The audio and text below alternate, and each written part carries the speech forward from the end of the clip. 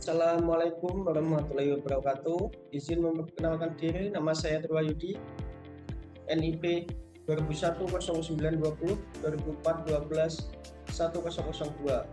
Saya dari gelombang 8 angkatan 55 kelompok 4. Jabatan saat ini sebagai pengawas kegiatan kepelabuhanan.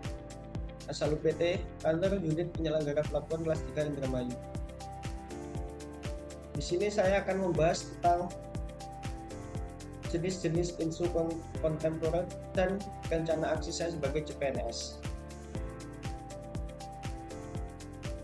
Yang pertama, pengertian isu kontemporer. Isu kontemporer adalah persoalan atau topik yang sedang hangat dibicarakan dan memiliki dampak signifikan terhadap kehidupan masyarakat jadi, baik dalam skala lokal, nasional, maupun global.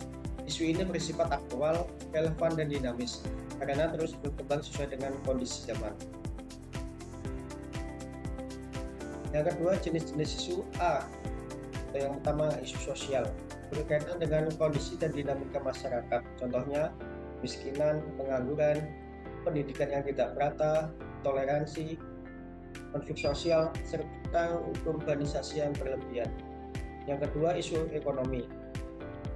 Isu ini menyangkut sistem dan kondisi perekonomian masyarakat atau negara.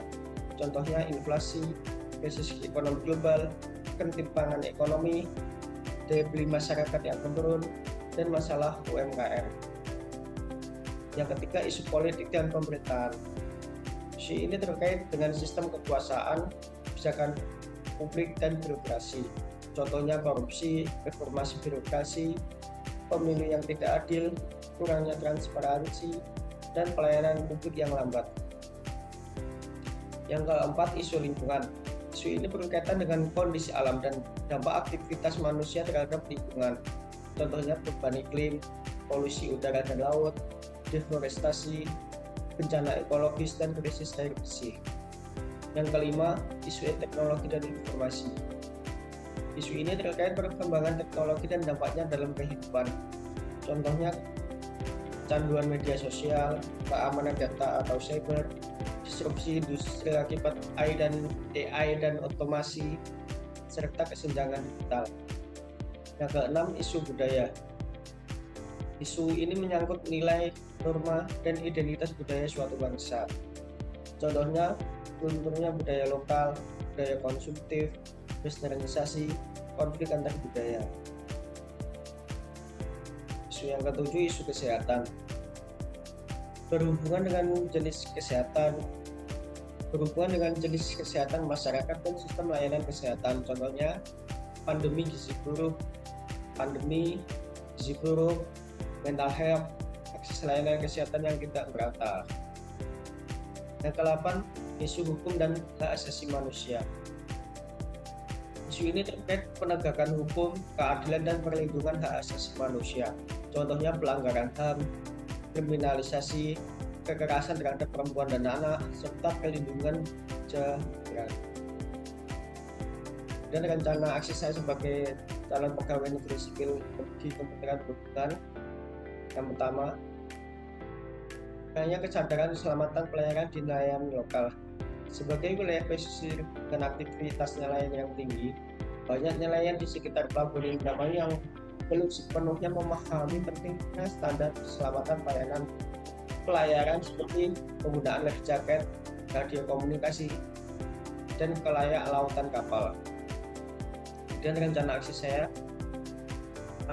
sosialisasi aktif, menyusun dan pelaksanaan program penyuluhan rutin berkolaborasi dengan Dinas Kelautan dan Perikanan dan Polairut dengan pendekatan langsung ke desa-desa nelayan.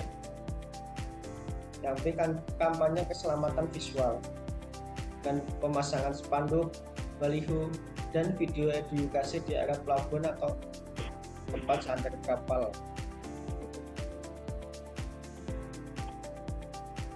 Yang kedua, kurangnya data visual terpadu untuk pengawasan dan penataan wilayah kerja di kantong unit penyelenggara pelabuhan kelas 3 Indramayu. Wilayah kerja PP kelas 3 Indramayu mencakup perairan, pelabuhan nelayan atau tempat pelelangan ikan, dan terminal khusus.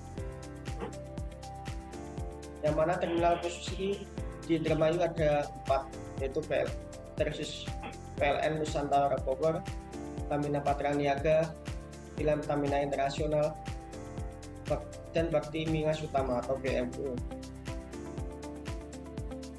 Dan ini masih minim data visual terpadu yang bisa digunakan oleh pegawai untuk melaksanakan pengawasan, sehingga rencana aksi saya memanfaatkan aplikasi Google Chrome untuk divisualisasi dan dokumentasi wilayah kerja. Yang kedua, mensosialisasikan kepada pegawai untuk cara penggunaan aplikasi Google Pro ini. Sekian presentasi dari saya, ada kurang dan lebihnya mohon maaf. Wassalamualaikum warahmatullahi wabarakatuh.